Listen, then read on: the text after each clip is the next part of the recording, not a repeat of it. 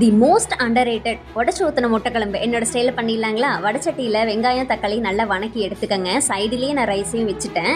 இந்த ஹோல் ஸ்பைசஸையும் எண்ணெயில் போட்டு நல்லா வணக்கிக்கோங்க. வரமிளகா, கருவேப்பிலை, நம்ம துருகி வச்சுருந்த தேங்காய், இது எல்லாத்தையுமே போட்டு நல்லா வணக்கிக்கோங்க. இந்த ரெண்டுமே நல்லா ஆறட்டும். ஆறுனதுக்கப்புறம் நல்லா ஃபைன் பேஸ்ட்டாக அரைச்சி எடுத்துக்கணும். சண்டே மார்னிங் எந்திரிச்சதே 10 மணியும் காட்டி டக்குன்னு முட்டைக்குழம்பு வச்சாச்சு. ஈவினிங்க்கு வந்துட்டு சிக்கன் எடுத்துக்கலான்னு பிளானுங்க. வடச்சட்டியில் கொஞ்சமாக எண்ணெய் விட்டு இந்த அரைச்சிருக்க பேஸ்ட்டை போட்டுக்கணும். தேவையான அளவு தண்ணி மிக்சியில் ஊற்றியே நல்லா ஊற்றிக்குங்க. 5 மினிட்ஸ் தட்டு போட்டு மூடி வச்சுருங்க. நல்லா தலன்னு கொதிக்கும்.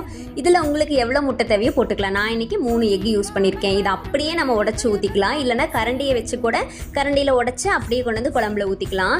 ஒரு 2 to 3 மினிட்ஸ் அப்படியே விட்டுருங்க. முட்டை நல்லா வெந்து வந்துடும். இன்றைக்கி எங்கள் வீட்டில் பிரேக்ஃபாஸ்ட் பார்த்தீங்கன்னா நேற்று வச்ச பழைய சாதத்தில் தயிர் ஊற்றி வச்சுருக்கேன். வித் சின்ன வெங்காயம், செம்ம டேஸ்ட்டாக இருக்கும். அப்புறம் முட்டை குழம்பு, ரசம், தயிர். உங்களுக்கு எத்தனை பேத்துக்கு இந்த பழைய சாப்பாடு ரொம்ப பிடிக்கும்னு சொல்லுங்கள். மத்தியானம் எங்களுக்கு இதுதான் வந்துட்டு லஞ்சுங்க.